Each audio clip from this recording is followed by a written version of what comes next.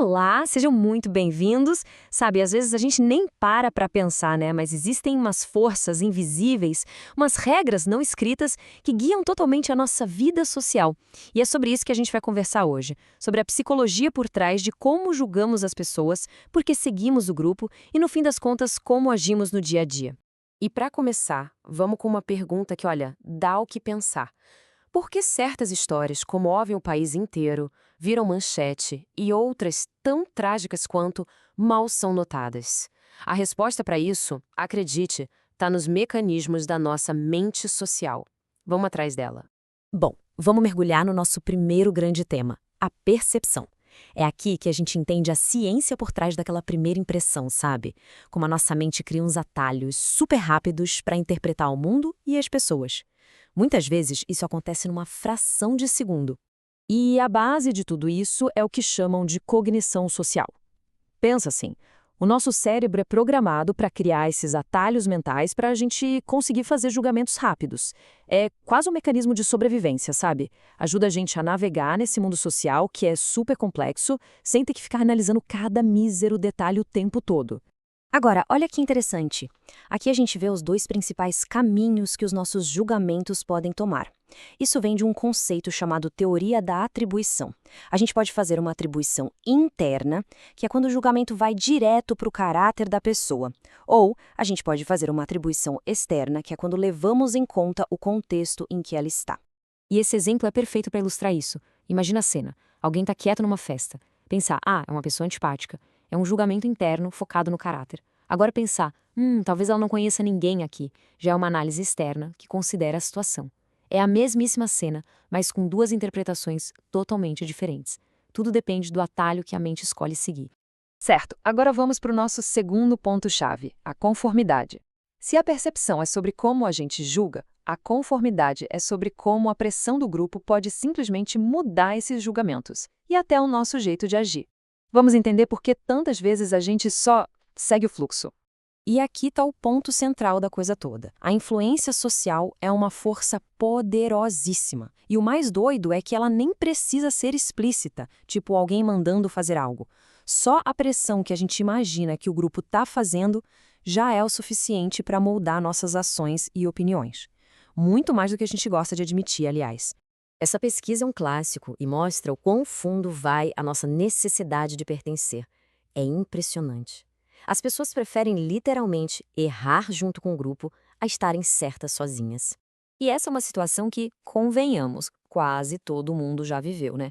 Tá com os amigos, todo mundo amando um filme, e mesmo achando o filme péssimo, a gente acaba concordando, só para não ser o diferentão. Pois é, isso é a mais pura influência social em ação no nosso dia a dia.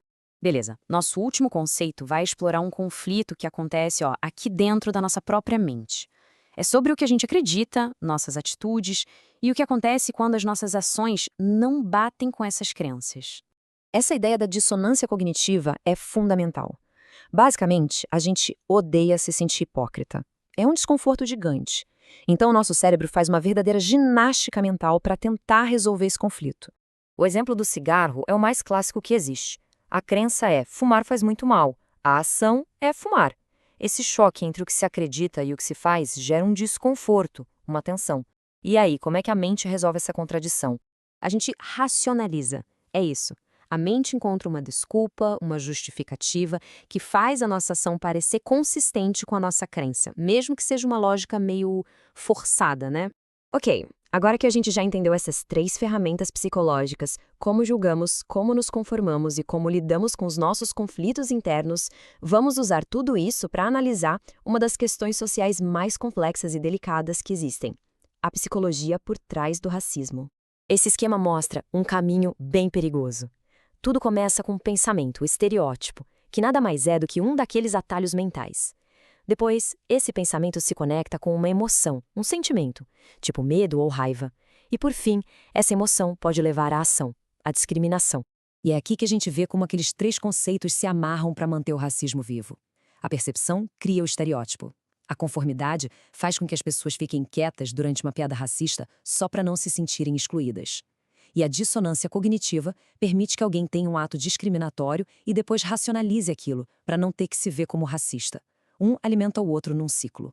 Então, o ponto crucial aqui é que não estamos falando só de pensamentos individuais isolados. Esses padrões, quando se repetem em larga escala, se acumulam e se transformam em desigualdade estrutural, real, no dia a dia da sociedade. Certo. Agora vamos amarrar tudo isso e voltar para a nossa pergunta lá do início, analisando dois acontecimentos bem reais. Esses dois eventos aconteceram e foram muito tristes, mas a reação do público e da mídia a cada um deles foi, assim, drasticamente diferente. A pergunta é, por quê? Essa tabela aqui coloca os dois casos lado a lado e fica muito claro. A psicologia social ajuda a gente a entender essa diferença enorme de reação. Repara no contraste. De um lado, um problema super complexo, que fala de racismo sistêmico, de saúde mental. Do outro, uma história mais simples de digerir, do bem contra o mal. E a diferença na atenção da mídia foi gigantesca. Isso, como a gente viu na teoria da influência social, cria um ciclo que se retroalimenta. Quanto menos cobertura um assunto tem, menos as pessoas se engajam, e vice-versa. Isso não quer dizer necessariamente que as pessoas se importam mais com animais do que com gente. É mais sobre como o nosso cérebro está programado para processar informação. Ele tende a evitar aquele desconforto da dissonância cognitiva, e por isso se engaja mais fácil com narrativas mais simples, que não nos desafiam tanto. E isso nos deixa com uma última reflexão, bem provocadora. Usando essas ferramentas que a gente acabou de ver, fica a pergunta: o que, afinal, molda a atenção de uma sociedade?